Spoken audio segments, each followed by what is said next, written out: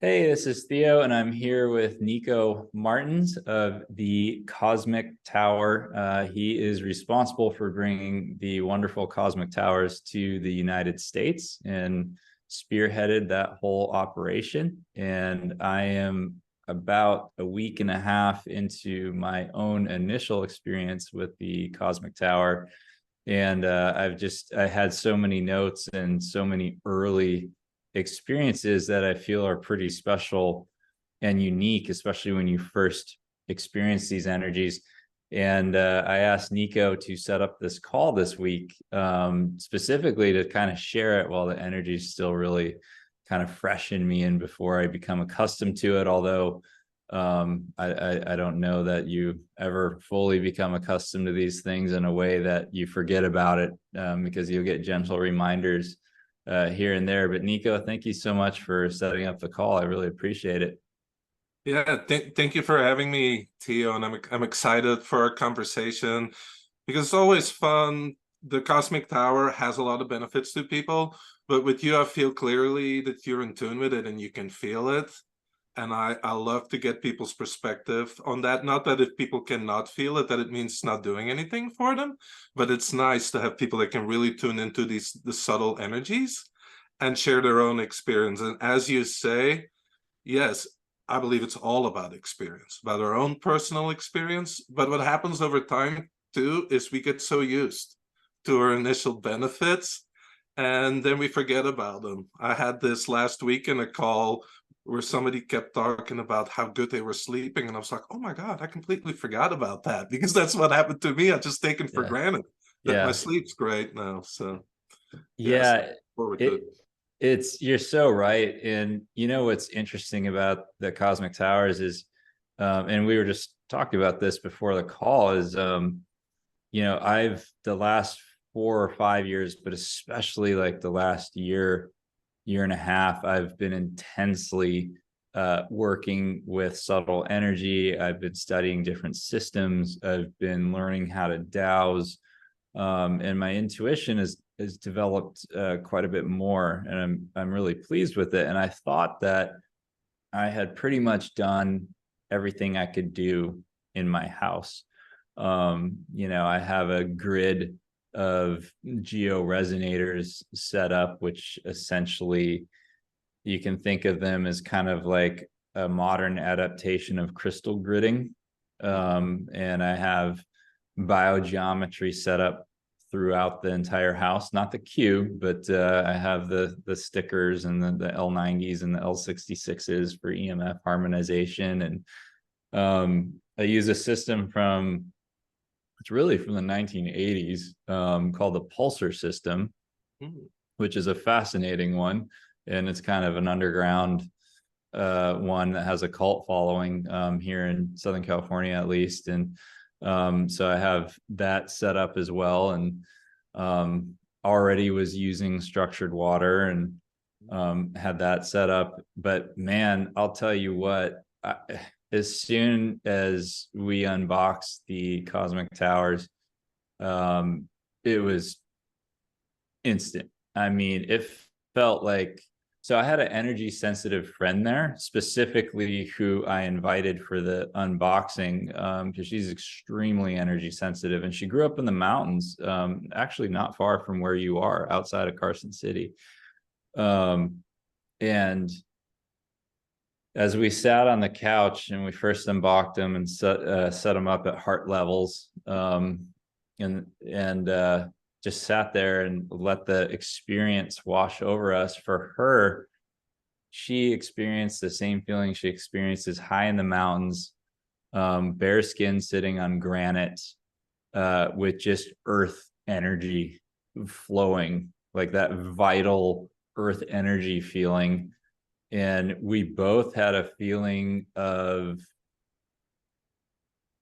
exhilaration, energy, excitement thrumming through us, while at the same time being perfectly calm, grounded, and centered.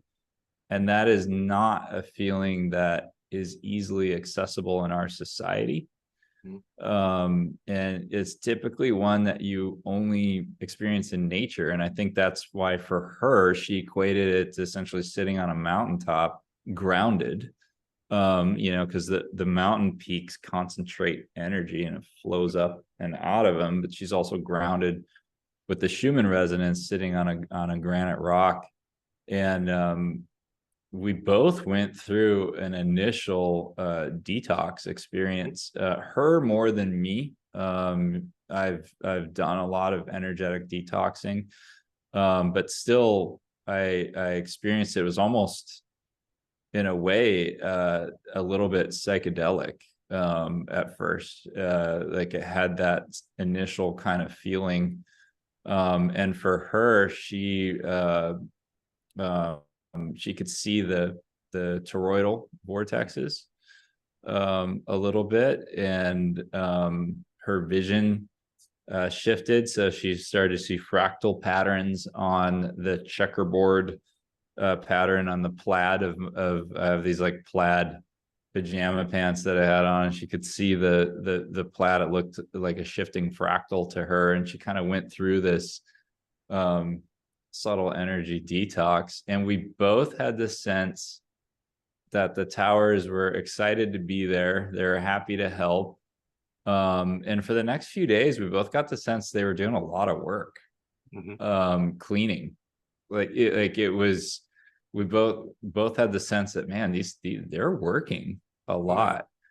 And the dreams were very vivid. Very vivid. I typically don't remember my dreams, and I had very vivid dreams. And one thing you'll find really interesting. So, San Diego is a city of 3 million people, and in popular American culture, people think of San Diego as a laid back beach environment, and it is not. The pace of growth here has far outstripped the ability of the city to contain it. And, for the most part, you're surrounded by minds who are kind of agitated. They're stressed out. They're really stressed out with inflation and traffic and all the things. And you kind of feel it. And also, this is one of the highest EMF environments you can be in besides Manhattan in New York City. This is a 5G city. The airport is in the middle of the city, so there's powerful airport radar. There's military installations all over the city, also with radar. There's a lot of aerospace here, also with their own sonar and radar and all kinds of crazy stuff. And so it's a lot. And immediately we both felt the towers go to work on that, and start cleaning the field in their area. And the funny thing was we walked outside after we'd been in the house for a long time, and we went outside to the street, and it didn't smell very good. Like, it just seemed like the energy seemed kind of stagnant and weird. And we were both like, wow, these towers have created this bubble, this like beautiful energetic cocoon in this really dense urban area that I live in. And we went outside and you could feel the shift. It was really interesting. Wow. So we both had the sense that they start the work in the immediate area, and then it slowly kind of expands out as they clean. Yeah. That's absolutely correct. And I also love your friend's analogy of sitting on a mountaintop, because a lot of times people ask questions, does it neutralize 5G? Does it do this? Does it do that? But my biggest explanation is it brings a harmonious natural field into your own home. And it's not so much focused on canceling this, resisting that, right? It's really focused like, hey, when we create a natural harmonic toroidal field, our bodies already know what to do. Yes. Everything takes place. But the beauty of it is, if, like you say, you're in San Diego, you can't escape it. You cannot. It is just, and I was just reviewing my notes here a little bit while you were talking, but you cannot. And I had the perfect introduction to the Cosmic Towers because several times a year I go back to where I'm from in the state of Minnesota, and my family still has 70 acres there of wooded land. And while I'm there for weeks at a time, I'm greeting the sunrise and staring at the sun a little bit and grounding, and I'm barefoot outside and I'm in nature, and trees are antennas for the Schumann resonance, and so they resonate their own toroid that you stand in when you're next to them. And so I have that experience, and I come back to San Diego very grounded and centered, and my nervous system is very calm. And when I first got back here, this before the towers arrived, and I was like, oh my God, the energy here is a little bit like someone's throwing ice water on my face. I was just like, geez, this place is wild. And as we, got the towers and unboxed them and greeted them and set them up, and they had this kind of a beneficent consciousness about them, which the only other time I've experienced that has been in nature. And specifically when I've been dowsing in nature and looking for power spots and finding them and standing in them, it feels like that. So maybe correct me if I'm wrong, but I feel like the Cosmic Tower is sort of almost like a portable, natural earth energy power spot. You're exactly right. And that's what Harold, the inventor, would call it to me. It's like having your own portable power spot. You don't no longer have to travel for an hour or whatever to experience that. We're just bringing it into our own home. So you always have access to your own power spot. It's quite remarkable because, I've used a lot of subtle energy systems and technologies, and some of them are sort of like broadcast. So they have a very specific field and they broadcast that, and that kind of tries to overpower the disharmonious energy that is around. So that's one approach. There are different harmonizers around, but they also have their own qualities. Some of the water structuring devices I've used, there's one in particular that is so strong that energy sensitives don't like it as much because it just overwhelms the water. Where the Cosmic Towers, they feel very beneficent and not like they're broadcasting something trying to overpower, but they're harmonizing and cleaning. Exactly. And that's for me why I got so excited when I first met the Cosmic Towers. And it's for a few reasons. Like you say, a power spot is also a toroidal field, right? You have two ley lines that cross and it creates this toroidal field. Cosmic Tower does the same. Now, what's unique about the Cosmic Tower, in my opinion, is there's no cord hanging off of it. Yeah. Right? It runs on water, crystal, and then you have a wooden box. Right? But the water is not your tap water, right? It's living water like is in our bodies. And people's like, how is that possible? I was like, look at yourself, look at a tree. It doesn't have a power cord either. Where do you get your energy from? This is how the chakras also work, right? They're also little toroidal fields. Everything's made up of toroidal fields if you look at this at the subtle level, all the way from the electron to the universe itself. It's all one or more toroidal fields that are nested within each other. And that's one of the things I like about the Cosmic Tower. As you said, it's not a force thing. It's not gonna, try to overpower this or that. It's just like, hey, this is a natural field that contains the full vibration of light, the full light spectrum that people need. And the other thing that's different, in my opinion, is if you use other like harmonizers, who's bringing in new energy?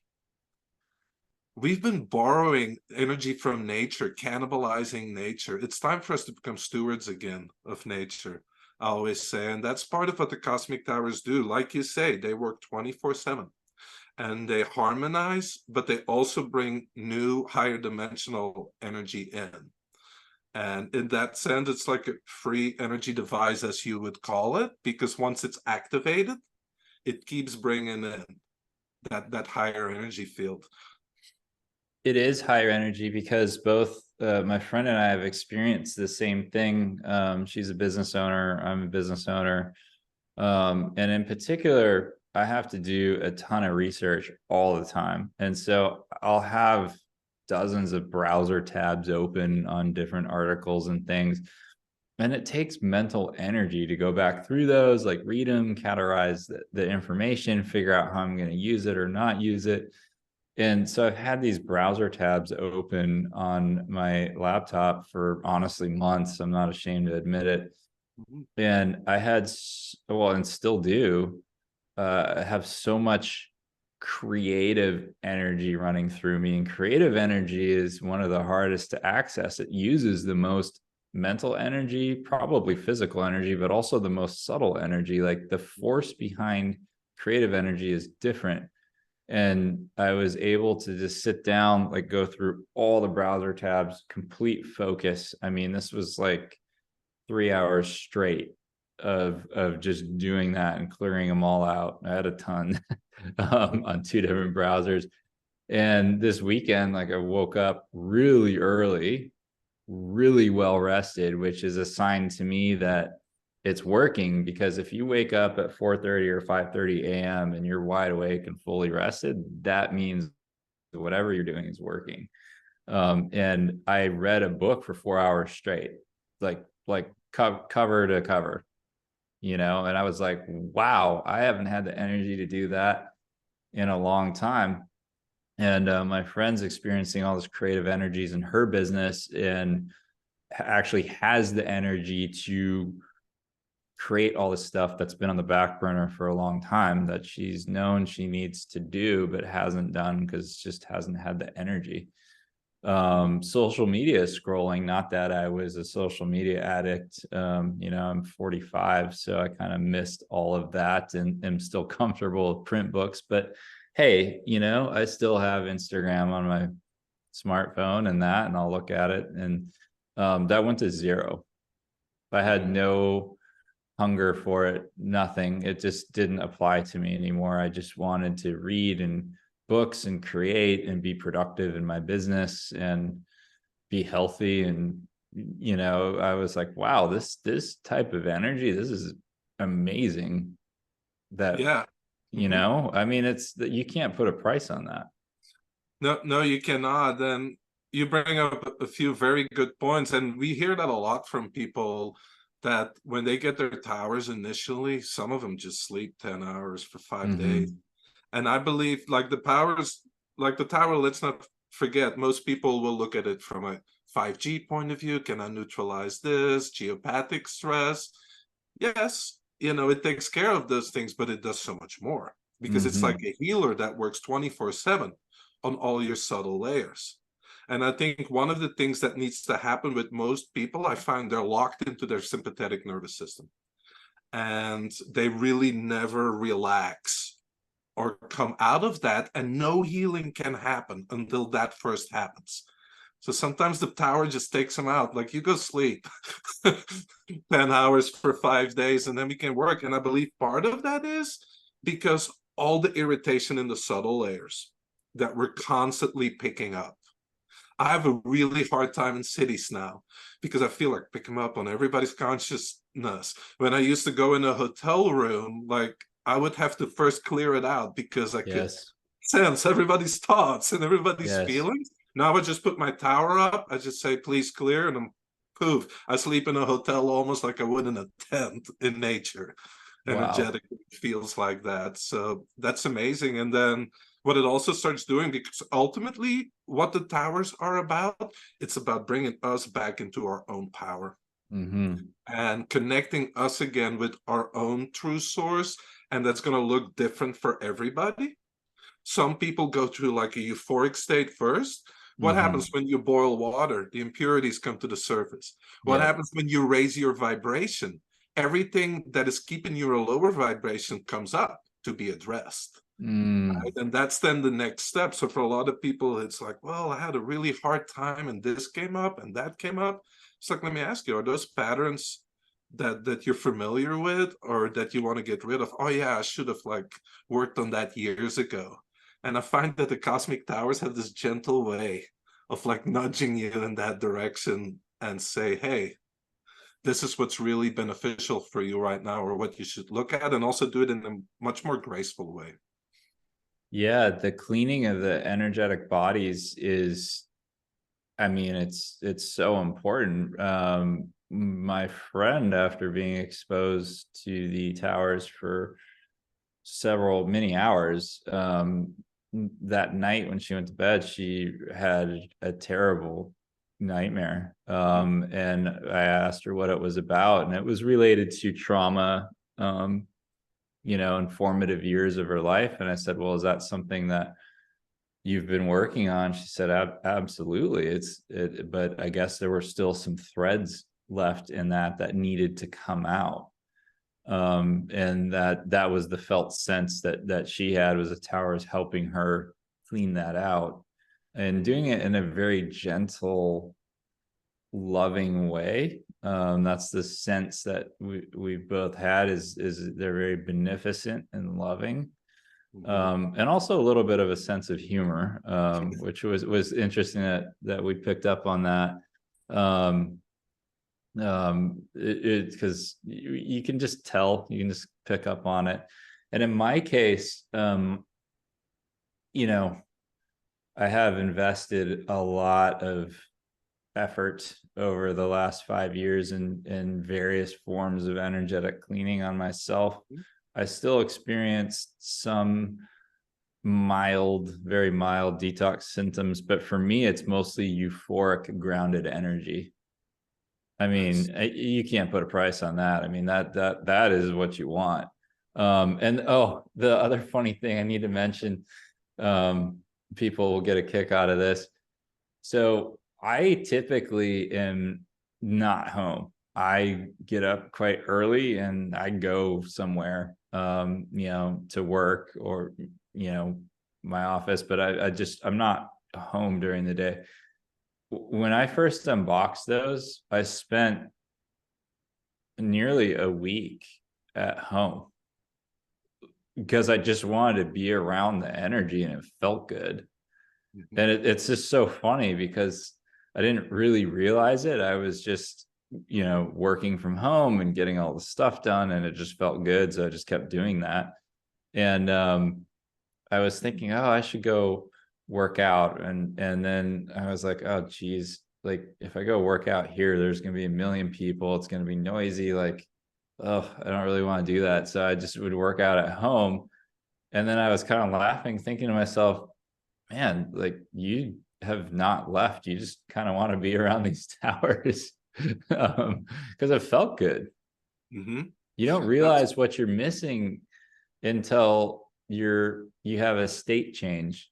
And San Diego is one of those cities where there's a lot of mines, there's a lot of EMF, there's a lot in the water here, because the water here is recycled, and so everyone's excreting pharmaceuticals and psychiatric drugs and birth control pill residues, and even their thoughts, as that water is constantly reprocessed, and it goes into that water. And that brings up a interesting point. Like I have a pretty sophisticated water, like 7-stage water filtration system that ends with a UMH water structuring device from Austria. And that's always been great. But here's the wild thing. So I left out a mason jar full of water. Had already been through my system for, I don't know, it was only like 20 minutes or something. And I came back in and drank it. And I was like, oh my God, this water's like, it's like plasma. This is just this rounded, full-bodied, velvety mouth feel. I mean, it didn't even feel like you were swallowing something. It was like it was absorbing direct. So I was like, this is markedly different. Like, this is incredible. This is a level of water structuring that I haven't experienced. And so I set up a blind taste test two identical glasses. One I had just gotten out of the water system, and one I had left out for 30 minutes. And I asked my friend, who is energy sensitive, hey, can you taste both of these? And give me your tasting notes. She's also a professional chef, which helps with that. Immediately, she took the one that I left out and said, "This is full bodied. This is velvety. This is amazing. Like, what did you do to this one?" I said, "Nothing. It's just sitting out."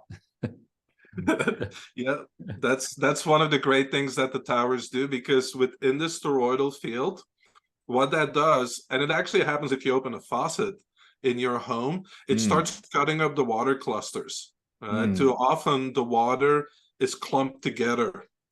And what we really want is we want water hexagonally structured. Because when it's hexagonally structured, call it EZ water, call it structured water, call it whatever you want to call it, but it's very different. Dr. Gerald Pollack would call it fourth-phase water. And that's basically what's being created by the Cosmic Tower by putting it back into these hexagonal structures and then infusing it with free electrons, aka life force. So anytime you have water sitting in its field, it just does that. It's just part of what the toroidal field does. Plus, it then infuses it with the full rainbow spectrum of light. Because you can look at water at the structure is important, but then also how much light does it contain. And actually in Holland, what we did, we took tap water from Den Haag and a few other places. And there's a lady that had been taking like pictures of the water structures for almost 20 years. And then we would expose it to a cosmic tower and then have her take them again. And she's like, "What did you do with that? Look at these beautiful structures and there's rainbow hues coming off of it." She's like, in my entire career, I've never seen this. Wow. So it's so beautiful that you intuitively, and that you're so in tune that you picked up on that. It'd be difficult not to. I honestly think I could grab somebody off the street and have them pass a blind taste test, unless their system was so full of discordant frequencies from toxins and stuff. Like maybe they wouldn't be able, some people can't feel anything, but it's the strongest effect that I have ever experienced. And I have personally invested thousands in different structured water devices because it's a hobby of mine. I think it's really cool. I enjoy experimenting. Never have experienced anything like that. I couldn't stop drinking the water. I'm curious. So now I know I'm just starting to learn about this through some of the various European systems of radiesthesia and a little bit in biogeometry, but I don't quite understand the concept of the colors. Like, and so you mentioned that the tower contains these colors and can infuse water. What does that mean exactly? Yeah, that's a very good question. So you're familiar with the color spectrum. So let's take it really basic for a second. If you take the chakra system, Yes. you could say red, orange, green. Those are all like the colors, the vibration, and then there's the ones we can't see, and the higher octaves and the overtones. But basically, we're light beings. Right? Think about Tibetan rainbow body practices and stuff. It's all about having the full spectrum of light within us. That's what's really makes us healthy. And then as our energetics degrade over time because of the environment, but also because of internal environment or thoughts or emotions, certain parts of the spectrum start getting blocked, right? And what that happens is over time, our energy degrades because we no longer have that resonance with the toroidal field of the earth and the solar system, and we're not getting particular parts of the spectrum. Now, what's going on in the cosmic tower, the water that's in there, first of all, it's not typical water, so it's fourth phase living water. And what Harald did when he was creating the tower with his son initially, They went to a person that has samples of healing waters from all over, from healing wells like you have in Lourdes, like you have in the United States, all over too. And what they had to determine was how they could mix various water to get that full spectrum, because you cannot have any overlap. Because if two wells have an overlap, depending on the phase of that, it's either going to cancel out the frequency or over amplify it. That makes sense. So the water that is in the towers contains the full spectrum, meaning that as that toroidal field is created, the full spectrum of light is available. And it's funny that you mentioned the European radiesthesia, the vibrational radiesthesia, which is actually, it goes back to the early 1900s, probably even before that. And most people think of dowsing as this like woo-woo thing where you just ask a question with your mind. That's not what vibrational radiesthesia is. No. It is a scientific method of measuring the subtle energies. Yes. Right? And the funny thing is, like, Harold was talking to me maybe half a year ago. He's like, yeah, I had this lady and she bought a really big tower at 250 and she had cancer. And she calls me 2 weeks later and says, like, well, your tower's not doing anything for me. I still have my cancer. And Harold's, well, you got to be a little patient here. That cancer probably took 20 years to develop. How do you expect the tower to resolve that in 2 weeks? Right? Just give it some time. So what she did is she sent it to one of a real famous vibrational radiesthesias in Europe. Can you measure this thing out? Because I don't think it's doing what it's doing. And he like measured it and he sent back to the lady, like, I don't know where you got this from, but you better hold on to that. And what he noticed is that the full beneficial spectrum of light that we need is being emitted by the towers to be absorbed by people using those methodologies. Wow. So it's emitting the higher octaves too. It's way out of the visual frequency, but it's a harmonic. And so it just keeps going up as the fine matter keeps refining. And okay, so now that clicked for me. That's so interesting because in France, there is the ACMOS system, which uses a Lecker antenna. And those I think the concept for Lecker antenna is actually from the 1800s, works really well. But they have a system where you can test for colors and then you use the Lecker antenna to transmit the frequency of that color into the person where they're deficient. And I didn't understand why they would be doing that until just now, where based on your explanation, that makes perfect sense. Because there's another system I use also from the 1800s called spectrochrome, sometimes known as Dinshaw lights. But they're very specifically calibrated color filters that you place over a light and you shine them on your body, and there's almost no intensity to it. But you have immediate effects if you're deficient in that color. It's like a vitamin for your subtle energy body. So that just clicked home for me too, because I never understood how the spectrochrome system, it's so strong when you experience it and you're just like, oh my gosh, like really, I was just deficient in yellow. Okay. But now that makes sense. And I read the description on the Cosmic Tower website in the US. I believe he was a German fellow or possibly Austrian, but he was a radiesthesist and he was measuring the Bovis units. Yeah. Which, you know, is really cool. I wish it was more popular in the US, because it's actually a very scientific method of measuring subtle energy. I did measure the room before the Cosmic Towers arrived. Not in Bovis units, actually used the biogeometry measurement system and scale. And it was it was crazy. So the room before, which I thought was pretty good, was measuring at 900. So this is after years of 900 BG3. So BG3 for people listening is a proprietary name that biogeometry has for what they call the one harmonizing energy. Like it's a beneficent form of subtle energy. And so that's years of interventions that I've done in the house. And, I got it to 900. A room that is filled with EMF isn't even on the scale. I've measured it, or it'll be like 100. After I let the cosmic towers be in there only for 6 hours, it wasn't even a full day. It was nearly off the scale. It was like something like 22 or 2400.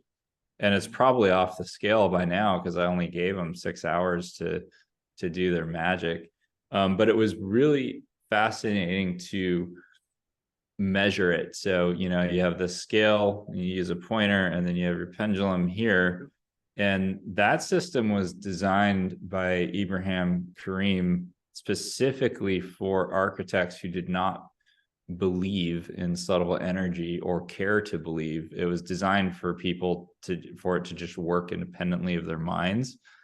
And the pendulum, as soon as I hit the right frequency on there or on number on the scale, it was boom, it just started spinning. And I was like, wow, this is like verifiable proof. Not that I needed it, because I had the felt sense that it was working, and what else do you really need? But it is kind of cool to like get a little left brain on it sometimes. It is. For me, science and then the subtle, they're not separate.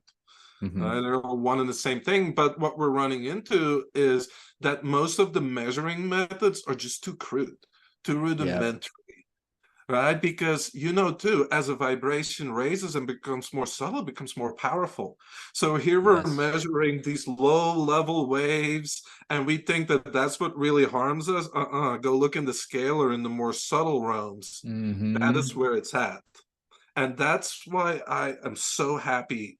I'm so excited that you're testing this by yourself, that you're studying all this like I have, and you can do that left-right brain thing. You can be like, yeah, I can trust my experience, but I can also measure it. That's always nice to know. And this is what I always encourage people to do, because technology-wise, we're heading into these realms where we simply don't have the equipment that can measure that. Or we have it and it's suppressed. The Russians have done a lot more around it. So they're saying, oh, if you cannot measure it with this crude meter, then it's not doing anything. I literally have the best quote on that it's by Goethe, and actually Einstein had one too, but I think Goethe's more suits what we're talking about here. I'm gonna find my notes and read this because I think it was Peter used that same one, the radiesthesias guy from Germany. I think he had really this thing too. Yeah. Let me find this. It's oh yeah, this is a different one. It's because dowsing, dowsing is not just looking for water. It's all the things. It's being in touch with your intuition. And here it is right here. Johann Wolfgang von Goethe had this to say about dowsing. Insofar as he makes use of his healthy senses, man himself is the best and most exact scientific instrument possible. The greatest misfortune of modern physics is that its experiments have been set apart from man, as it were. Physics refuses to recognize nature in anything not shown by artificial instruments, and even uses this as a measure of its accomplishments.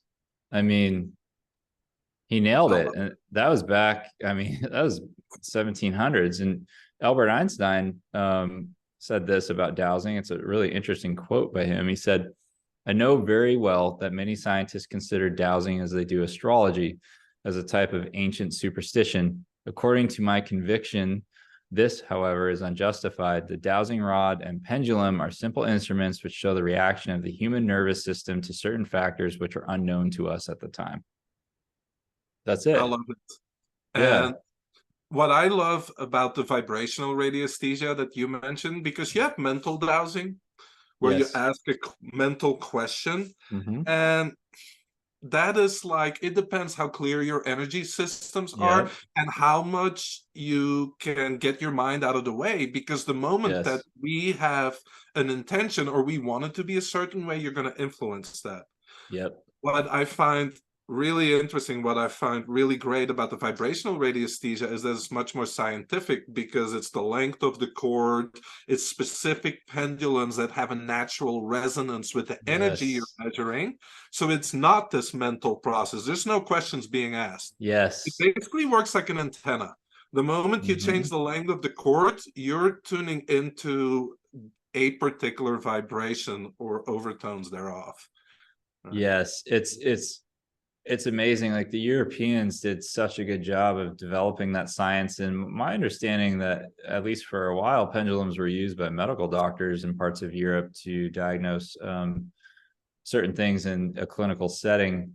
There actually is somebody that does that in the United States, but he was, of course, persecuted by some of the governing bodies here. But like you say, the pendulums, like, yeah, so the biogeometry pendulum that I use there is calibrated specifically for that type of energy and nothing else. And so like your mind isn't going to affect it. And some of the European radiesthesia or even radionics, which was started in the US in the late 1800s. I don't know why I just got a call there, but late 1800s, but it was shut down in the US and then it was developed in Europe a lot longer. And people look at radionics, which is a very crude form. I mean, it's not even comparable to the tower, but it still is interesting in what it does. And it's all vibratory science, which is different than the mental dowsing that's more popular in the US. Most of the time in the US, when people speak of dowsing, they're speaking of mental dowsing. Yeah. Or looking for water. That's kind of it. Where radiesthesia, where the Europeans took it, is measurement of things, measurement of these energies, which personally I find fascinating. Me too. And it's also where the power is at, because you're not looking at the physical manifestation of something, you're looking at the plane that creates and affects the physical manifestation. So you're closer to the source. Anytime you want to change something, to me, it's always like get as close to the source as you can, because Yep. it goes downstream. So these subtle realms are far more powerful than what we measure in the physical, etc. And yeah, it's great that you had done all the biogeometry already in your home and you did as much as you could yourself, and then the tower comes in, which plays nicely with it. It Yeah, says like, that oh, was the great, other you've thing. done Yeah. that, so I can take it a level higher. It says same with like the water, you're doing all your structured water, but what about the water in your food? What about the water in the air? One of the things the Cosmic Tower does, it's the same for the water in the air, it cuts those structures up. Wow. So basically your air gets better, you're breathing in electrons now. And then your food that's in your fridge, the moment the food gets harvested somewhere, within 8 hours after it's disconnected from Mother Earth's battery, it loses all of its charge. So the beauty, and then it gets transported for a long time and exposed to EMF, which breaks the cluster structure of the water down. Yeah. By the time you get your nice organic apple from New Zealand or Yeah. Mexico or Yeah. wherever, what the body needs is not in there, which is the charge. Yes. Right. And the Cosmic Tower, it does it to the air, but also like in your fridge. I don't know if you've noticed, like any vegetables or fruits, whatever you have, it just tastes better and they just have more energy, like when you pick them off a tree and eat them directly.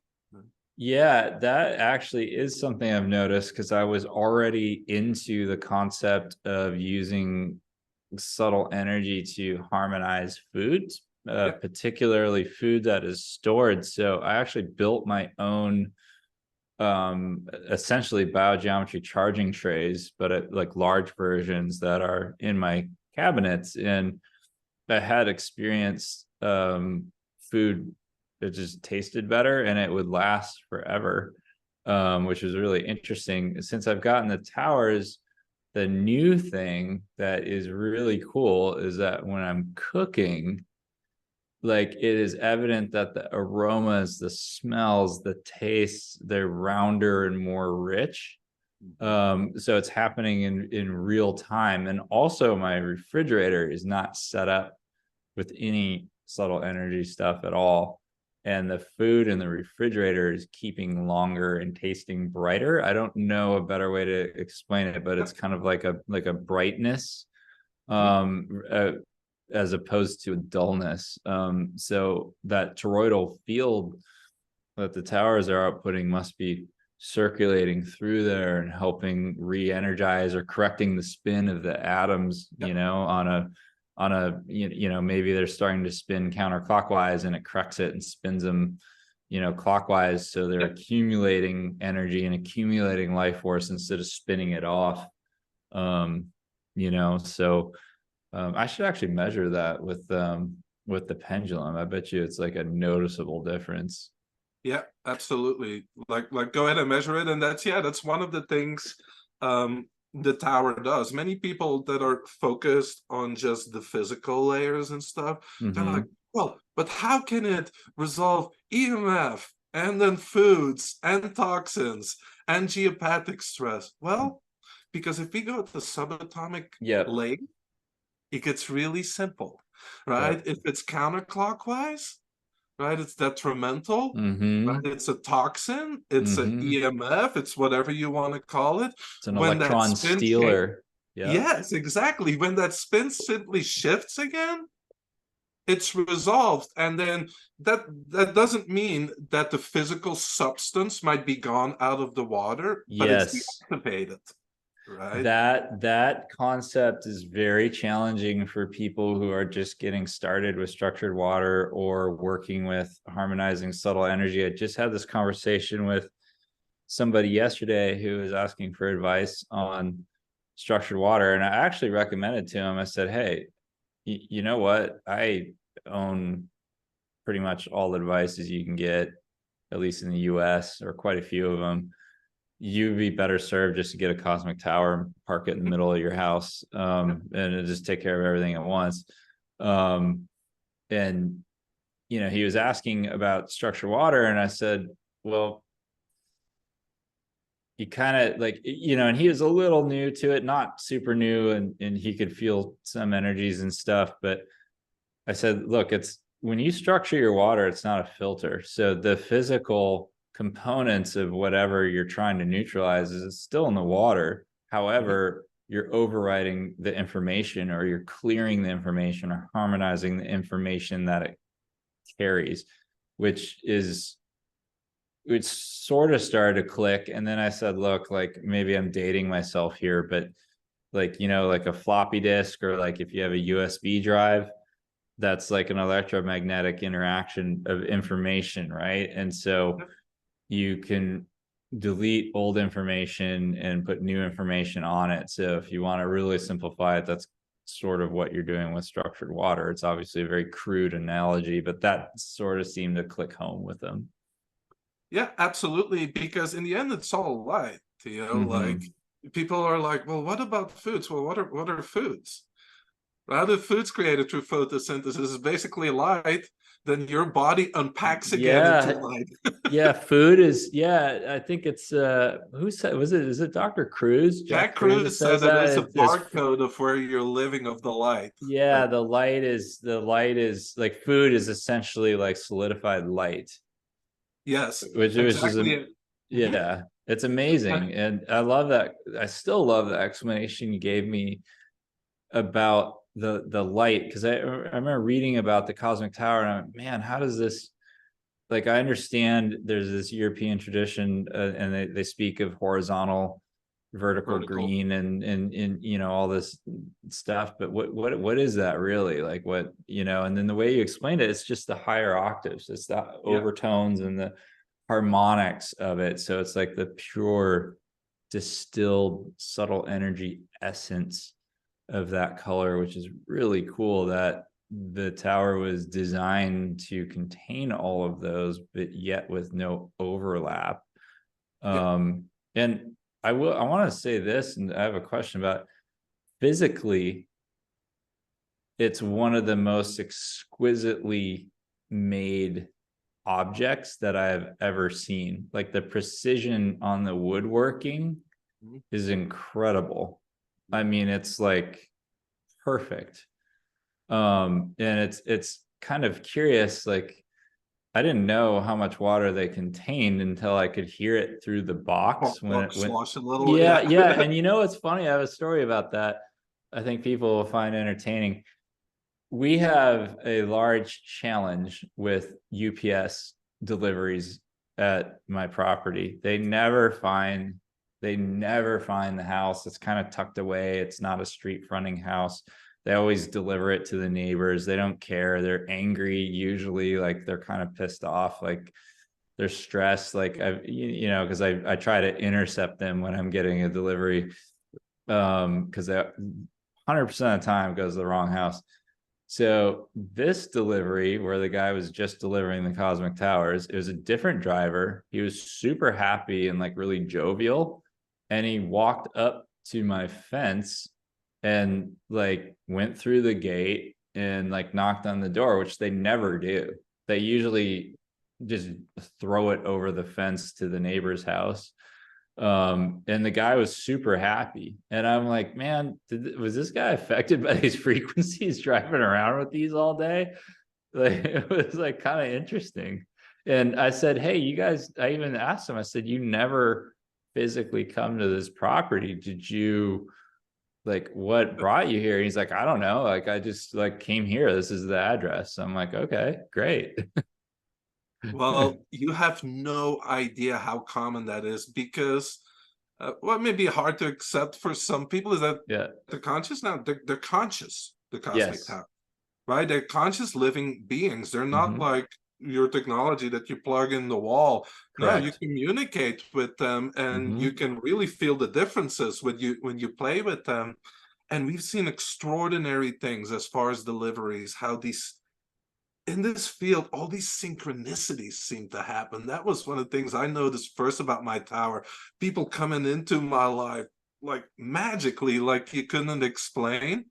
And we also had that with deliveries. Like just recently, we were sending one within Texas. Mm. And for whatever reason, it got lost in the shuffle. And it was a good thing because the guy ended up having to leave for 2 days. So it would have sat outside in the sun, and it didn't happen. Somehow, UPS took like 6 days over delivering this Cosmic Tower of what is a 5-hour car ride within Texas. But it couldn't arrive at that time. And magically, all of the tower just shows up when the guy gets back home. And you can say, Wow. like, yeah, that's a coincidence. But not if you're where I'm at and you're hearing these stories over and over. People Yeah. that say, okay, I'm going to buy a tower. And all of a sudden, everything starts shifting for them.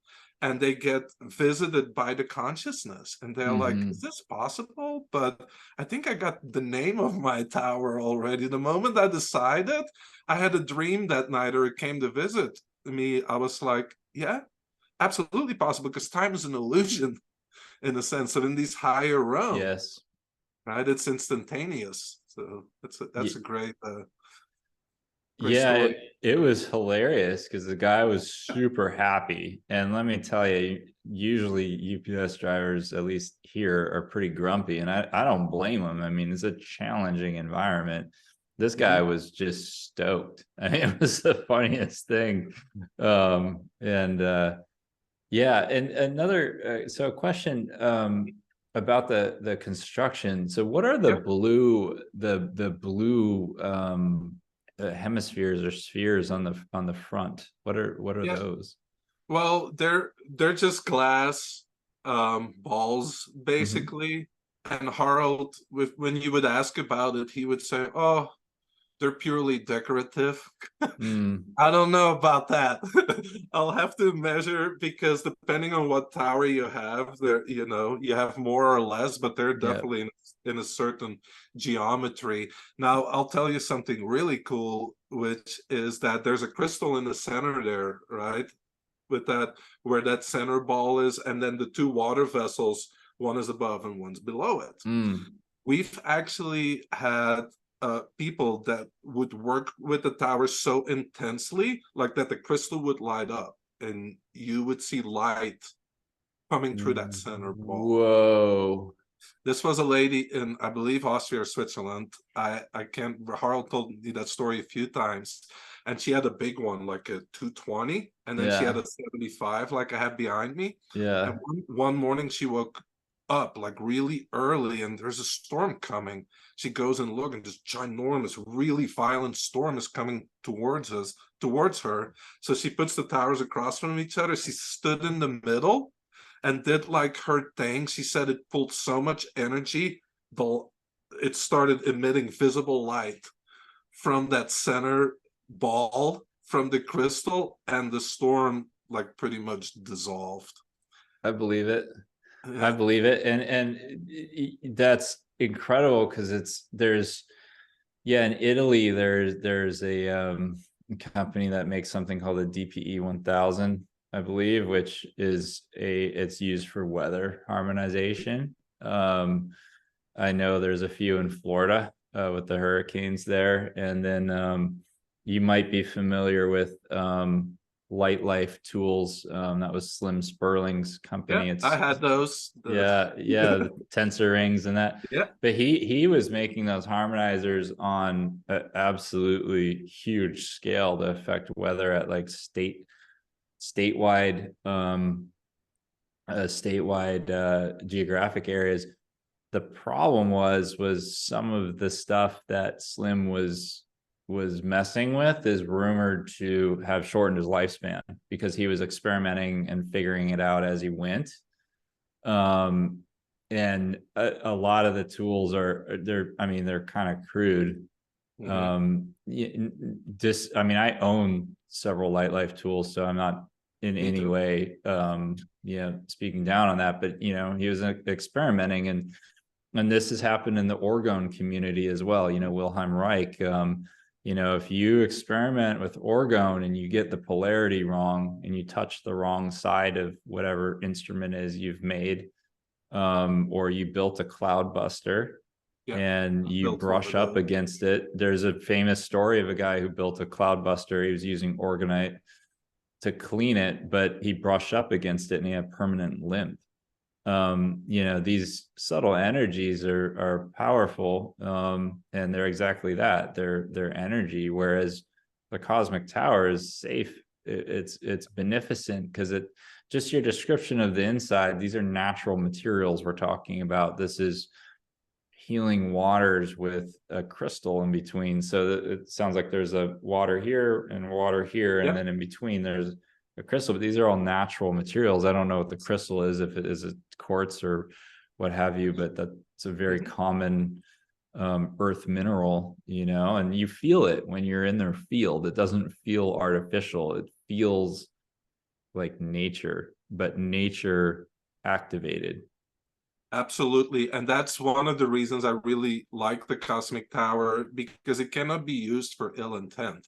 If you have other scalar technologies, a lot of them depend on the intent of the human. And human intent, right, it's not always benevolent. And with the cosmic towers, because it's anchored in these higher realms, it basically has that safety mechanism built in to where you cannot use it for ill intent. Now, the same is like it has its own order, like nature does. So people will come to me and say like, oh, I've had this knee pain for so long, will my tower heal it? I was like, first of all, the tower doesn't heal anything.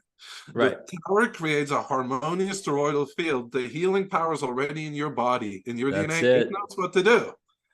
You just got to create an environment that it can do its thing. Right? Yeah, it supports. Yeah. Okay. Sorry. Go ahead. No, and then what happens is they're like, well, I still have my knee pain. Well, it might very well be that you were bound to have a heart attack and that the cosmic tower went through you and said, okay, we got to address this first, and then this, and then that, right? Like the body has this intelligence, like how it would shut down the body in order of importance. The same the cosmic tower does, but also in the higher octaves. Let's say that this knee problem is very much tied to a limiting belief in the mental plane that then causes a certain emotion that gets stuck. The cosmic tower will be like, oh, you want to heal your knee? It brings the pattern up for addressing in the higher octaves. Yeah, that I love it that you mentioned that, because it supports your body's own native healing intelligence. And a lot of people think that your physical body generates your auric bodies. So your mental body, your emotional body, your spiritual body, these things. It's the other way around. Like Yep. it's the morphogenetic field, these energy bodies create the physical. And Yep. so ultimately, like you and I were talking about before the call, there's like physical health, which is like nutrition and things on a mechanical level, and then there's there's the chemical, which is below that, and then there's biophysics, which is below that. But what's below biophysics? It's the field, it's information, it's energy, it's pure energy. So why not work in the field and have that correct some of the underlying issues? But it's a very supportive, gentle method of doing it. And the thing about the cosmic tower is it just does it because it has its own native intelligence to help you, where some of the other subtle energy systems they're very sophisticated and effective, but you really got to know what you're doing. You gotta know what you're doing. Yeah. If you're doing homeopathy, you need to know about 5,000 remedies. Yeah. And it's detailed. You need to have an index of symptoms. I mean, it's just insane, right? Oh yeah. And there is a system of homeopathy that is from the Czech Republic called autopathy. And it's a system that I practice that is much more simple than homeopathy. And autopathy and the cosmic tower actually share some interesting similarities, because the author Jiri Tchaikovsky talks about how and autopathy is basically it was the part of homeopathy that Hahnemann was working on before he died. I think he was 86, and he never got to finish it. And so a homeopathic practitioner in the Czech Republic picked up Hahnemann's work where Hahnemann left off, and then refined it over the last 30 years. But essentially what it is you take your breath, or you take your saliva, or you take your prana, and you breathe into or spit into or hold this specialized bottle over your chakra up here to inform the water, and then you run the dilution through that. So it's sort of a variation on using an autosynode. And what I liked about my experience with autopathy is it prepared me to receive what the cosmic towers are doing so much better, because when you refine the information from your body in the autopathic bottle, you're refining it from the gross physical levels all the way up through the different harmonics of subtle energy until ultimately, the highest refinement of subtle energy is the universal consciousness, the field, source, whatever you want to call it. And so, autopathy is a system where you have to do these applications. It's pretty rigorous. It does take some skill to do. And it's a little tricky, or, you can just hang out in your living room in front of a cosmic tower, and it's doing that for you automatically all the time. Yeah, and this is one of the things that the inventor Harald will always talk about, because him and I have a similar background. We're both, electromechanical engineers, and then got a burnout and lost our health. And he said he had 112 blockages when it got diagnosed. He said, I could have never healed that. It would have taken forever, because I would have to find a good practitioner, address one layer, and then address the next, and the next, and the next. And if one mistake is made, it doesn't work. So he would say that the cosmic tower contains all homeopathic remedies at the different dilutions. Because what happened if you dilute it more? You go more subtle. You go in That's the right. overtones, in the Yeah. higher octaves, because there's no molecule left if you Yep. dilute it too many times. What is left, Theo? Vibration, light is left. So Mhm. when you offer the full spectrum, the body knows what to take. Correct that, take the next one. So he would say that the Cosmic Tower is a 24/7 healer that works on you in the full range of all the whole light spectrum. That makes perfect sense to me. I mean, it's literally it's like the ultimate expression of subtle energy refinement, Yeah, expressed in physical form. I mean, this is its manifestation in our three-dimensional space, but I imagine it just keeps refining the energy until eventually, it connects back to source, at the absolutely. ultimate refinement level. Yeah, I mean, it's just so. Oh, I have two other funny stories. So I don't know if the towers are just trying to show me something or what, but I am really disciplined about my exposure to EMF, not at a pathological level, because some people get carried away with it, but Yeah. I never sleep with my cell phone on, not ever. And the other night, not only did I forget to place it in airplane mode, I left it near the end of the bed. And I slept like a rock. And I didn't even notice that until the next morning. And of course, the Cosmic Tower is in that same room. And I was like, oh my gosh, like normally I would have felt that all night and it would have affected my sleep and I would have woke up tired and not knowing why until I discovered the phone. And I looked at it and I'm like, oh my gosh, this thing was on all night. And then again, I have my Wi-Fi on a timer, so it automatically shuts off and turns on. So I never sleep with that on. Um, and I accidentally switched it on and forgot, and that was actually last night. And this morning, I realized I'm like, oh my gosh, I had that on all night. Didn't feel a thing. Like I couldn't believe it because normally I would definitely feel that. Yeah. And it's just that energy pulsing out in the field encounters that toroid and it's just cleaned, Yeah. you know. Yeah, So, I still recommend all the hygiene with the EMF and all that mm-hmm. is always better to avoid. But yes, as you say, when it is there, then it will neutralize that. And it also, like you said, it has this funny way of like giving you messages. And Yeah, I love that you feel picked up on the sense of humor, yeah. because believe it or not, like the towers have different characters as they get bigger. Like I have a 35 like you have. I take her everywhere. Like I take her to Egypt with me. She Mm-hmm. goes in my backpack. I take her in the pyramid. I take her in all the temples. Wow. And we play around and she is so like playful. Like this guy here is 75, is about 6 times more powerful. Mm-hmm.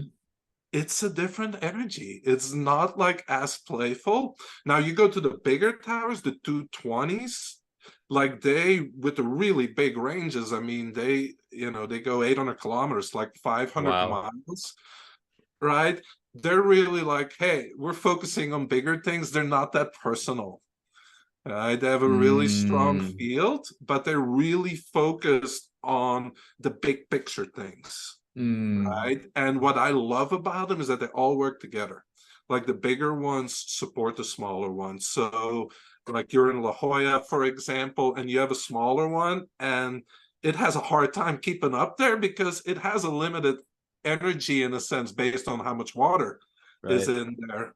Right. So, some places, if you're in Wyoming on a ranch, it's going to be like, great, I have no interference.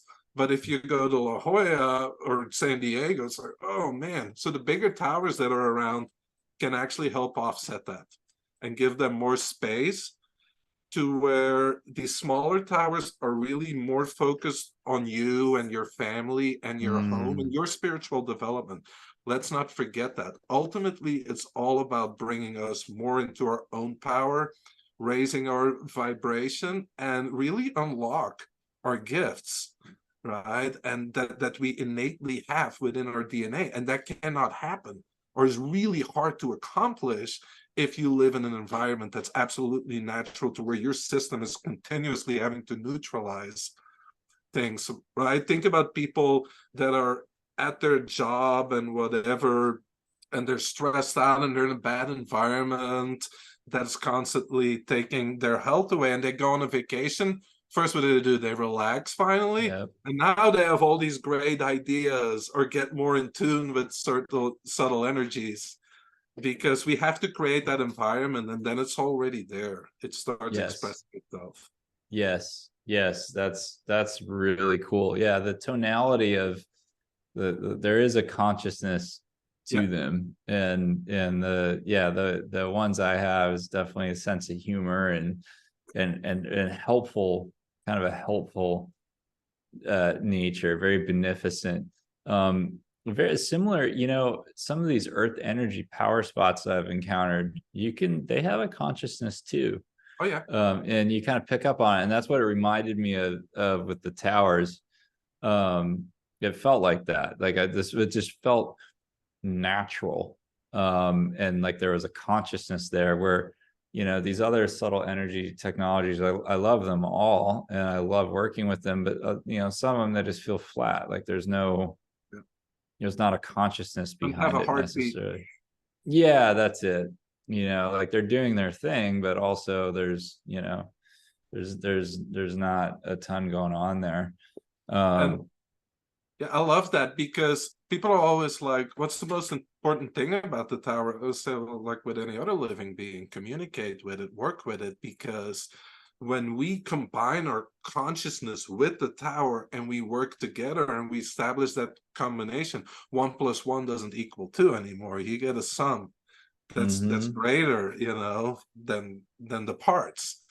And we've had incredible, like, testimonials from people, especially children.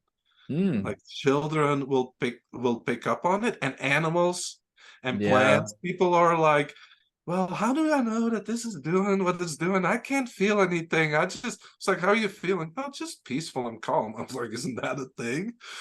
But then their animals respond. I mean, I've seen crazy things with animals. Like, we had this lady in Holland, and a 75 got delivered, and she had all these big turtles. And every day the turtles would go outside and lay in the sun. And she puts the tower up, and all of a sudden, all the turtles start moving in, and they're laying around the tower, because we always think animals see things like we do. I do not believe that. I believe they see in different spectrums, and Right. depending on the animal, they see different things. Harold would always explain how an animal or a person that's in tune with finer energy sees it as a sun that's Mm, constantly in your home, radiating these beneficial energies.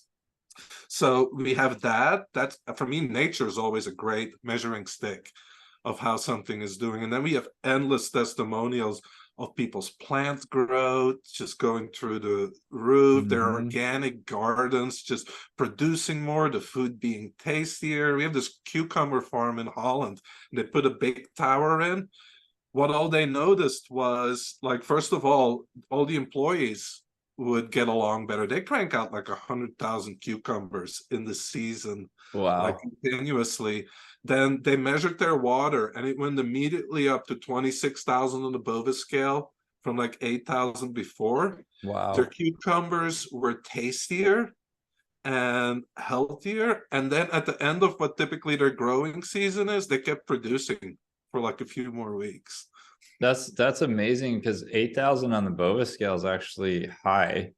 Mhm. It's pretty good, especially for like a farm, like an industrial level farm where they're producing that many, and for it to go that much higher is incredible. But yet, that's what I like about like plants and animals, is there's no placebo effect with them.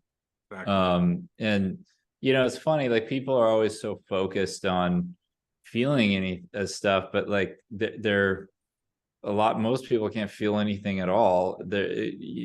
So they're so there's so much, there's the signal to noise ratio in their body is so out of whack that they have difficulty feeling much of anything, so they want to feel like a coffee or something, like, and it's like, hey, this is subtle energy, but you'll feel it. But for those people whose signal to noise ratio in their bodies is high, or they're not in their body at all, they're just in their head. Yeah. I think for them, at least what I've seen with subtle energies, is it tends to show up for them later. They say, well, this isn't doing anything, and I'm not noticing anything. And you say, well, when's the last time you had a fight with a coworker that was bothering you? Or you haven't mentioned your wrist hurting in a while. What's going on with that? And they'll say, oh, well, I guess you're right. It doesn't hurt anymore. I don't know why that is, So they Yeah. don't notice it because it happens over time. Yeah. See, one of the things I like to do is not tell people what it is. And then it's really interesting who walks in your home, and literally we have people like just a beeline, like, what is this? Like one of them was in Egypt when we were there. Scheherazade Aoyan, she's an elder there that lives right by the pyramid. She's the daughter of Hakim Aoyan, the guy that started chemtology. And she came to the house in Luxor that we're at in the winter, and we had the tower there. And she didn't say anything. And I was like, that's interesting. So we go back to Cairo and we're visiting. She lives in the first house by the Sphinx. Like her patio's just overlooking the Sphinx. And all of a sudden she asks me, she's like, hey, Nico, I forgot to ask you, that box with like the tree, like blue balls is sitting in your home. What is that? I was like, oh, well, it's a cosmic tower and it does this and this. She's like, hold on a second. And she's like, let me tune into it. She's like, you know that this is conscious, right? It's talking to me. I was like, yep, it is. And the funny thing is, like in this house that we're at in Luxor, you don't have a lot of natural sunlight because it's so hot and all the windows are blue. And in the beginning, I was looking for a good place, and I was like, man, I wish we could have a place where it has sunlight. So Scheherazade is in Cairo by the picture tuning into my tower. She's like, hold on, it has a message for me. Okay, it would like me to tell you that it would like a little ray of sunlight.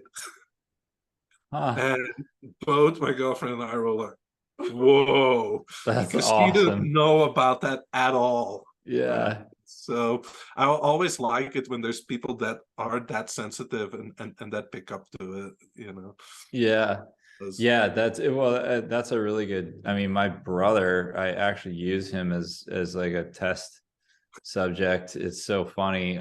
So he's a computer programmer, completely left brain, doesn't believe in anything that he can't see or measure that exists, and not into health or anything at all. And I've done some of these subtle energy interventions in the house, and like I've actually watched his demeanor shift and his reactions, even though he doesn't really know or understand what's going on. And he's out of town now, but I can't wait until he walks into the room. We'll have to see what happens with the cosmic tower, because it's so much stronger than anything else I've previously done in the house. So it'll be interesting to watch. But he's kind of like my test subject. He's like a plant, or an animal, or a child or something, where there's no placebo effect, because he just absolutely is unaware and doesn't believe any of this stuff, but yet I watch it have an effect on him. Yeah, that's great. Yeah, it's fun. Yeah, so that's okay. That's interesting about the way it's constructed, because I was kind of curious about that. But it makes that makes perfect sense why it would be set up like that, because it probably helps set up that toroid, and it's circulating the energy like that. Yeah, so the way to look at it is like, what determines the power of a cosmic tower? Why is this version 6 times more powerful than the one you have? The only reason that is because more water and the vessels are further spread apart. So what happens is the water in the bottom vessel it gets programmed to go counterclockwise. The one at the top, clockwise. What happens when you have two counter-rotating charges? You open a toroidal field.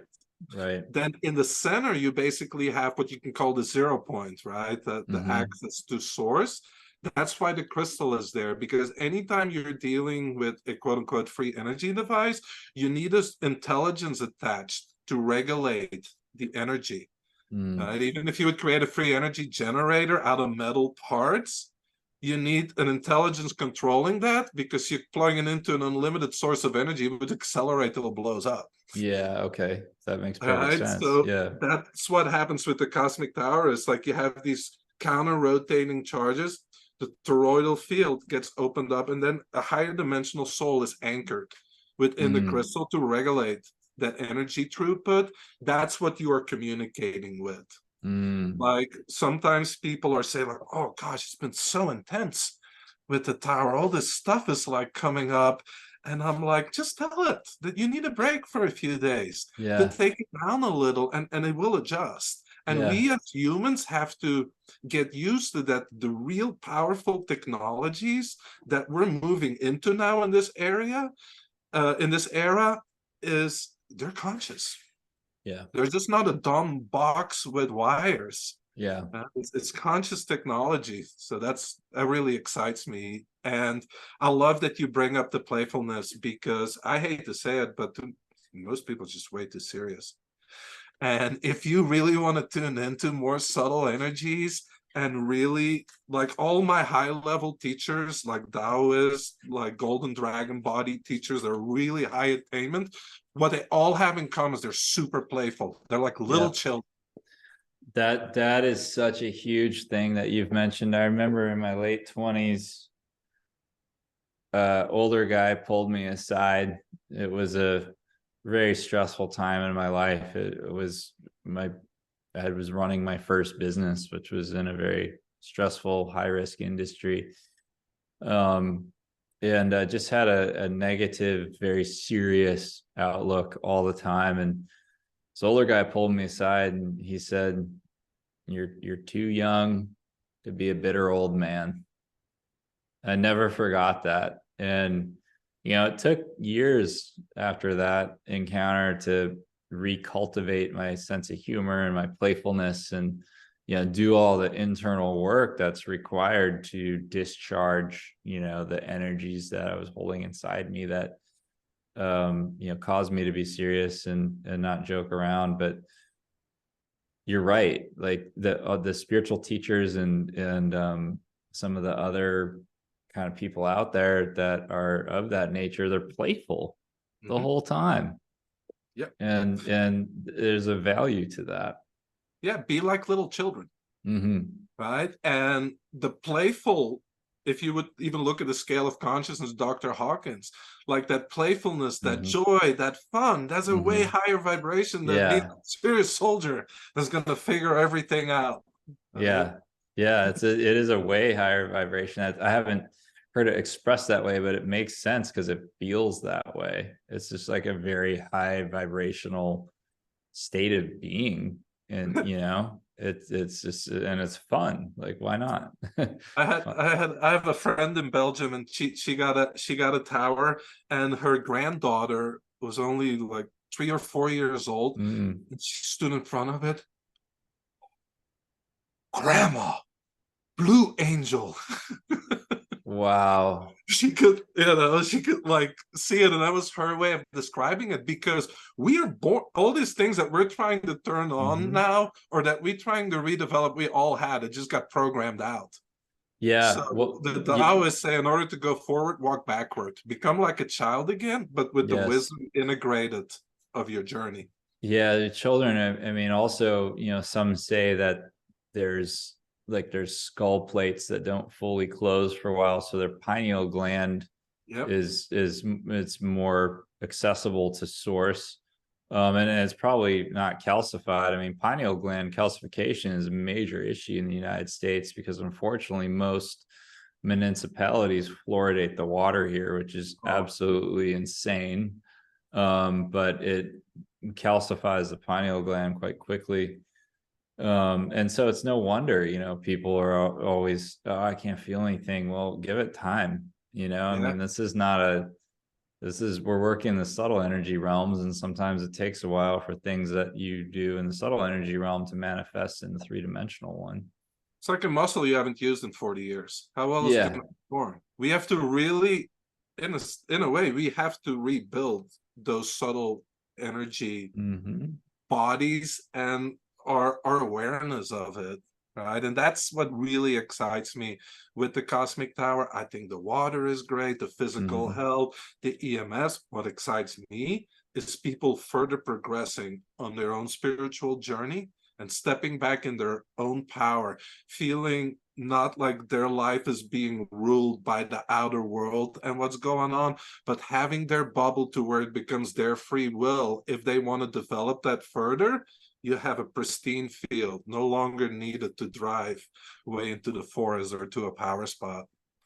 Yeah, I mean, the creative life force vitality that I have experienced in the last week and a half, whatever it's been, has been unreal. I mean, it's just, it takes a lot of energy, as you know, Yeah. to run a business. I mean, and you have to be creative all the time. And to be able to access that and have this feeling of exhilaration, but it's very grounded and calm. I mean, you can't, it's just not a feeling that you get often in our current societal setup. And it's just, again, I mean, it's just, I love working with the tower because I have done so much research on subtle energies and different systems and things, and I've been exposed to some pretty strong things you can do in that realm. But man, you set up a tower at heart level and greet it and say hi and establish a connection. It's like, whoa. This is a lot, and you can feel it doing the work, which is really cool. Yes. I'm so happy that you experience all that, and what you're saying is exactly, it's been like my experience and what people tell us. And going forward as a society, these subtle realms, that's where it's at for us. And that's Absolutely. really, Yeah. Mhm. That's what we're Yeah. invited that's all the solutions are there in that subtle realm. It's just all up to us to get back there. And yeah, it's really hard if you live in a city, but like not anymore. You can have the help.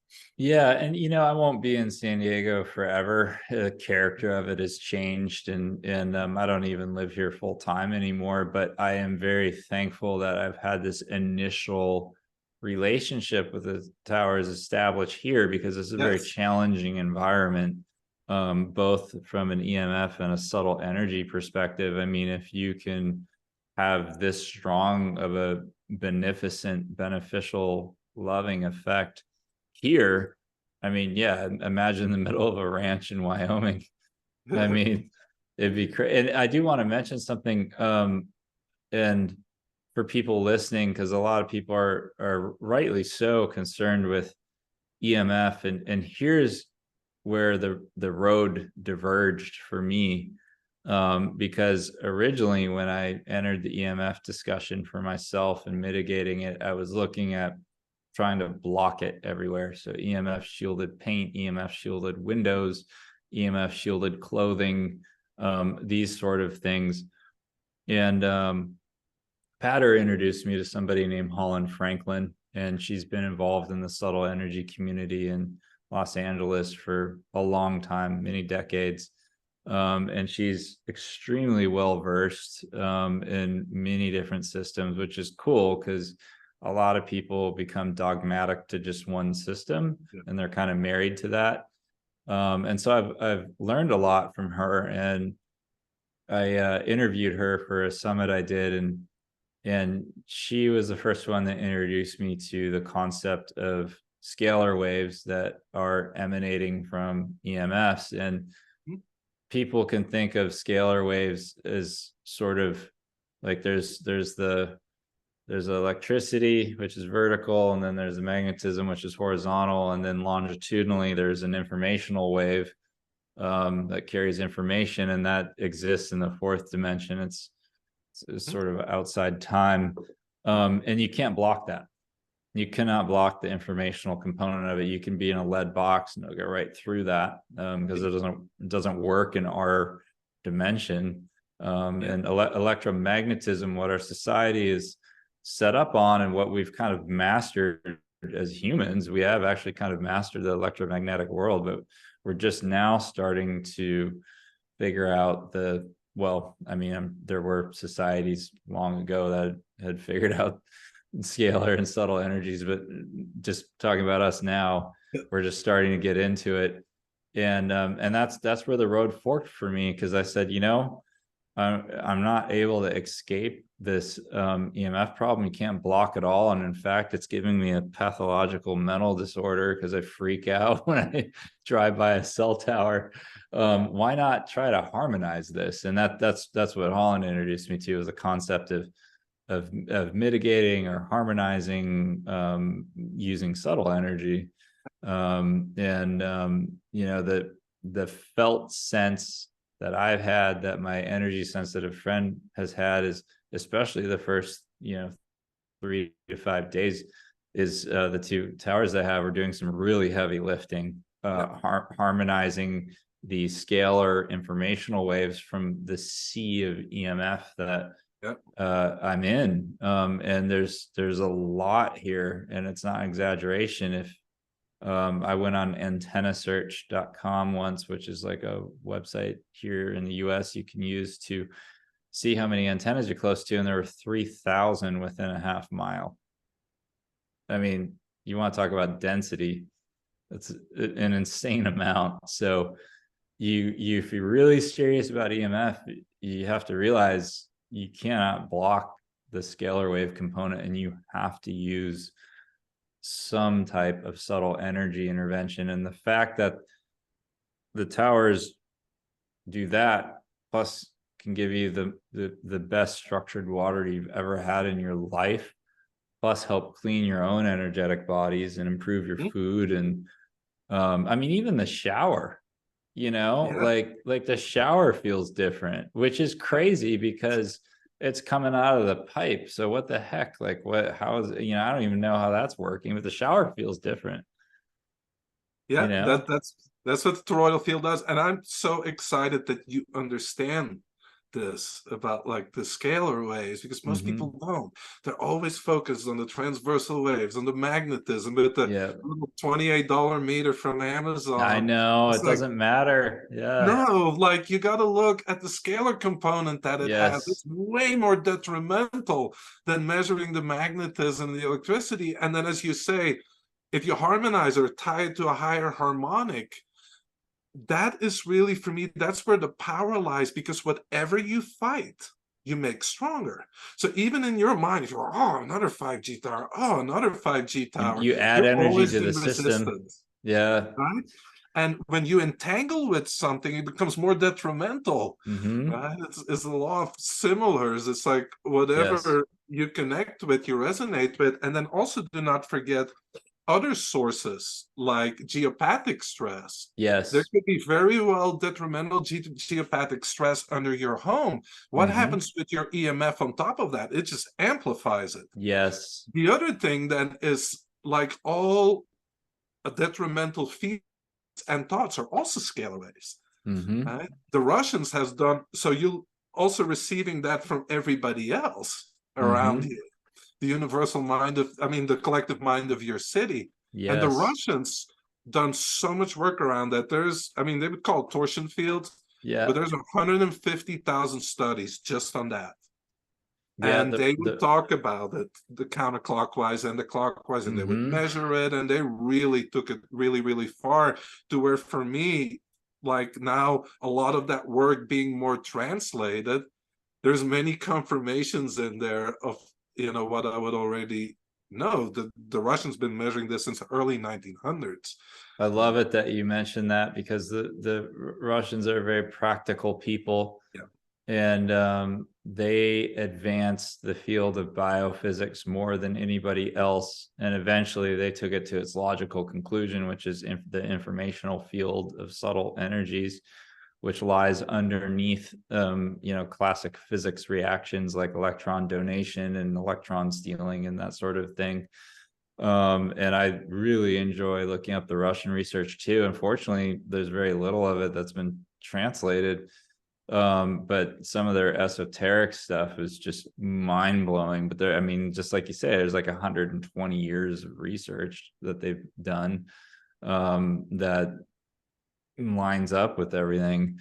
And for people listening, scalar waves aren't just something that was made up. So there was a guy, Scottish guy in the mid 1800s, who laid the foundation for all modern physics, and his name was James Clerk Maxwell. And James Clerk Maxwell is the first human who articulated the mathematical formulations for modern electromagnetic theory and all of physics to follow. And he had scalar waves in the math for his original equations. Heinrich Hertz came after him. So we measure EMF in hertz, or cycles per second. Hertz was aware of the scalar component, but took it out because you couldn't measure them directly. And Hertz's entire career was based on measurement of these waves directly. And Einstein, in his original theory of relativity, had scalar waves in the math, and he was pressured to take them out, and he did. But he actually gave a couple lectures on them, especially near the end of his career. And it was because they couldn't be measured by a conventional instrument. But I mean, of course, the most marvelous instrument of all is the human nervous system and our energetic bodies, which do pick up on scalar waves. That's why you can think of somebody and they call you 30 seconds later. That's why if you're walking alone, you can feel somebody looking at you from behind. It's the scalar energy of the thoughts that do that.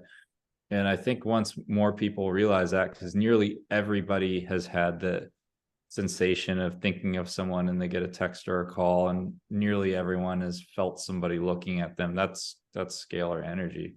Exactly. That's what that is. And it's not subject to time and space. Correct. Like waves that we're used to. Sometimes when I have to explain it to people, like rudimentary, if you look at you take a rope and you go like this, it's like a transversal wave. And there's a delay, and then it like dies down. A scalar is like you take a nail and you go like, boom. It's like instant. Right? Yeah. It's like almost like a pressure wave into the ether. And you're absolutely right. Whether you're talking health, whatever you're talking, scalar is like, that's where it's at. And we could actually make all of our Wi-Fi cellular technology to where it heals the human body. I know. It's like Tesla actually had a version of that. He used the Earth itself as the transmitter, and he was wirelessly transmitting information and power. It's so sad. I mean, and that when he died alone in a hotel in New York, but within hours, the FBI was there. They confiscated his work. Most of it's still classified, but he had figured it out. And pre-flood, over 12,000 years ago, like there were other societies that had also figured it out, but that's a whole nother conversation. But there's echoes left, and some of the geometry of shape that we can work with in subtle energy worlds is influenced by some of those echoes of the past. But it's a very exciting time, because it's just to have tools like the Cosmic Tower, and I mean, and to be able to have a felt sense of it, and or measure it with a pendulum, and talk about these informational waves. And I mean, it's so cool, right? Like, I mean, who wouldn't want to be involved in this? Yeah, exactly. I wholeheartedly agree with you, and I'm excited about the future. I'm really excited, because I know on a personal level, all the solutions that we need to create the world that we all want to live in, they're already there. Yeah, yeah, but 100%. it's up to us each individually. Let's Hmm. stop looking at the guys in the white coats, at the politicians, and that's one of the things I really like about the Cosmic Tower, because it's not just you buy a device and you're like, oh, I just want me to be safe and my family. Well, guess what? If all of nature dies, you're gonna go too. Hmm. So the Cosmic Tower is building, especially with the big towers, about building a new beneficial energetic grid to where everybody, in my opinion, can have the birthright of living in a natural environment. Right? I've And looked at your, that's yeah, what I really like about the project. it's cool. Yeah, I've looked at your map. You have a map of Yeah. the US where you've charted out the fields that they're outputting. It's cool because I looked at this part of the country and I was like, oh, cool. So the southwest corner of the country has actually got a few of them. That's neat. And then I looked at where I'm from, you know, Minnesota and Minnesota. Montana. There's just nothing. It's like, oh, No, geez. well, it's interesting because you know about how they measure consciousness in the middle of the country and the coast. It's really Hmm. coastlines that adopted it. Yep. And yeah, we have some in your area, but you're going to need a lot more. Yeah. Because when you read the ranges of the tower, that is, the tower can send energy anywhere in that range. But as far as what it can do consistently and keep stable, it's a smaller range Yeah. because there is a limited energy. So like LA, for example, might need 40 to 60 big towers to cancel energy out. You have to look at like, this is how much distortion there is. This Hmm. is how much a tower can neutralize. So we just have to like step it up. I And could feel it. Mhm. I could feel it because these the mini and the 35, they're working so hard when I first set Yeah, them up that when we walked outside and got about a block away, I was like, man, that smells weird out here. The yeah, energy feels stagnant, like the vibration is just off, and it's because it's doing this work and kind of pushing out the yeah, sphere as it, because it's trying and all the mines, it's a very densely populated neighborhood.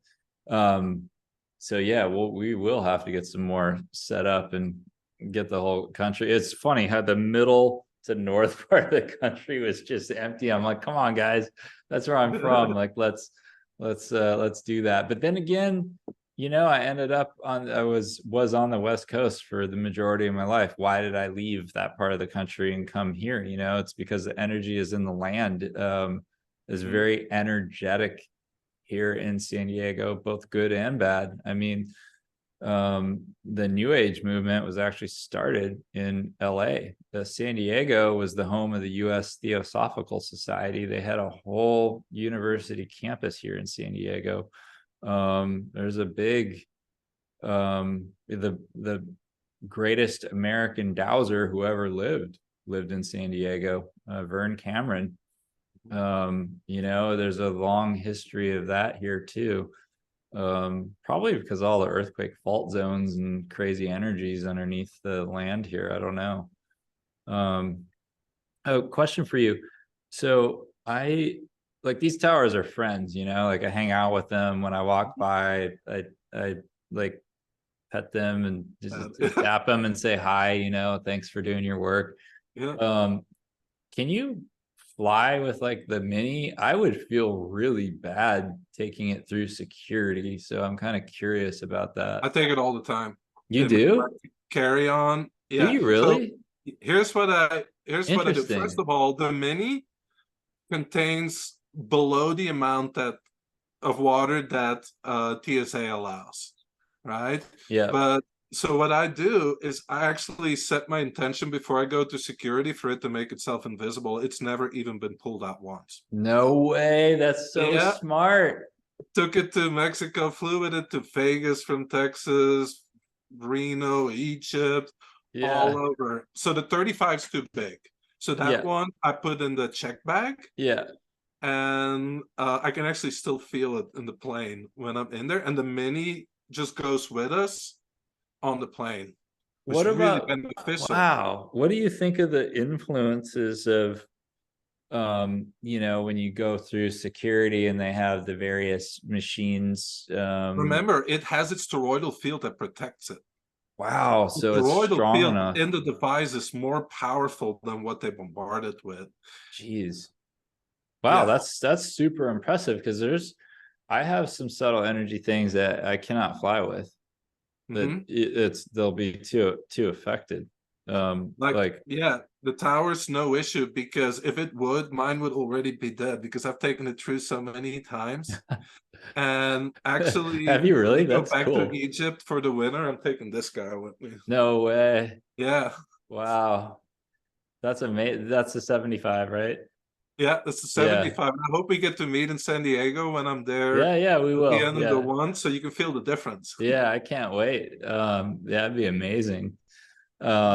Wow, so that's interesting. You can fly with them. So that means, well, here's a practical question for you, and it might serve some people listening. Um, I cannot stand Las Vegas. Like energetically, just all of it. It's just overwhelming. It's a lot. And I have a work conference I need to go to in Mhm. January. Could I A, fly with the mini, and B, set it up in my hotel room to neutralize some of the fields? I would actually take your 35 with you. That's what I do. Mm, And so the mini, it's just for people so they understand, the mini is small and it's really made to carry on you. And mm, the mini doesn't have the benefits like a 35 and a 75 would do, in a sense that it does not have enough power to improve your mm, energy field and to mm-hmm. improve your state. It's really designed to be able to take with you anywhere, even if it's an airplane, so you don't degrade until you get back. So you Yes, maintain a the harmonized progress. state. So okay. So it's almost like a phone charger that like your phone's on, it's not charging, but it's not But it keeps, discharging. that's a perfect, yeah, I'm gonna start Okay. using, I'm gonna steal that from you. That's a Yeah, great well, way I to had a explain phone it. charger like that one time, and it the phone wouldn't discharge, but it wouldn't charge. It was just like Mhm.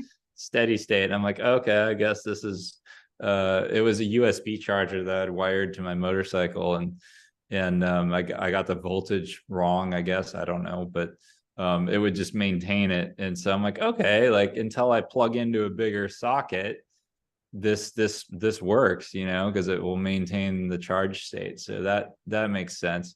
Yeah, I I mean, was in Vegas in July for Hypnotots for a conference, and one of my friends was there, and I bought my 35 that I always have with me that goes with me everywhere, and I brought another one to set up in the class and whatever. mhm. And one of my friends was like, "Yeah, I don't know about these towers and this and that." I was like, "All right, Bernie, here's the deal. Take this 35 into your room and play with it." Mm. And he came to me the next morning. He's like, holy shit. He's like, I slept so good. The room immediately went quiet. And you know that thing talks to me? Every time I come back in the room, it's like, hey, there you are. He's like, I love it. And he has a big tower in his home now in a 75 and a 35. He loved it so much. He couldn't believe. He's like, I've never slept like this in Vegas. Yeah, so I got excited because you said the room went quiet. Yeah. So I love it that you mentioned that. So I feel that when I am working with something with subtle energy that works. So there's like this hushed, quiet feeling Mhm. that comes into the space because all the buzziness of like the discordant energy is harmonized. Yeah. And even my brother, the computer programmer, mentioned that with some of the stuff I've done. So that's like a really good indicator that your tower was working for the friend because he got it. You went in the room and you get rid of that buzzy, Yeah. energetic. I mean those hotels in Vegas. I mean they have Wi-Fi repeaters, you know, Everywhere. everywhere, and like the energy itself of Vegas is discordant. It's like a very weird, bizarre setup, and the way people's minds are there is like yeah, it's just a lot. There's no It other way is. to describe it. Really, take your 35 and your check bag. So wrap it really Okay. nicely, put it in a Yeah. hard shell case in the middle. Trust Yeah. me, you can thank me later, because it Yeah. would be completely different Vegas experience for me. Because like you, Vegas was always hard on me Ugh. because it's the constant impulses. And I have to say, my tower had to crank there though to just create the bubble. But the other thing, a piece of advice there is there's actually, I think, about 4 or 5 big towers that have a range into Vegas that Mm. overlap. One of the things you can do is through your 35, you ask for assistance from those bigger towers Mm. and to That's really really help it hold cool. its field. Yeah. Wow, that's super cool. Wow, I didn't know you could do that. Yep. Yeah, that's cool. Well, yeah, we'll have to, hopefully we'll get some more through the center of the country and get that going. But I did notice both coasts are pretty well covered. Yep. Yeah. And Yeah, it we would go just all the get way up to better. British Columbia Yeah. and then like into Canada on the other side, and Hmm. then almost like into Mexico, and then we have a big one in the center of Florida. One of the Mm. things I also did when this storm was coming towards San Diego, I communicated with all big towers in that region to help offset um, the potential damages, or to harmonize whatever is coming. It's interesting you mentioned that because I was out of state during that storm, but I was texting my brother and he's like, yeah, it just rained a little bit. There was no storm. There you go. Yeah, that's super neat. Well, is there anything else you'd like to close out with or let people know or? No, I just want to thank you. I had so much fun today, and we're so much on the same page. You think about a lot of things the same way I do, and I absolutely love you sharing from your experience. That's That's what I amazing. always tell people. Like, how do I know whether the tower is good for me? Go visit one. Go sit with one. Yeah. See how you feel. Do not discard your own feeling, your own experience, because somebody in a white coat or somebody tells you this is how it is. You need to learn to trust yourself. You are the most powerful instrument. And when you develop that, you step back Mm-hmm. into your power.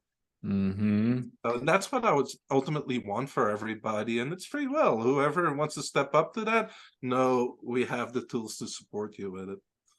It's an amazing tool to support it. I mean, and just think how marvelous of a measuring instrument the human nervous system really Mhm. is to pick up on all these fields, you know, like that's our three-dimensional physical interface with the subtle energy bodies. So very cool. Well, thank you so much for setting up the call. I really enjoyed our conversation and I hope to see you here in San Diego soon. Me too. Thank you so much, Theo. All right, we'll see you later. Thanks, See Nico. you soon. Bye.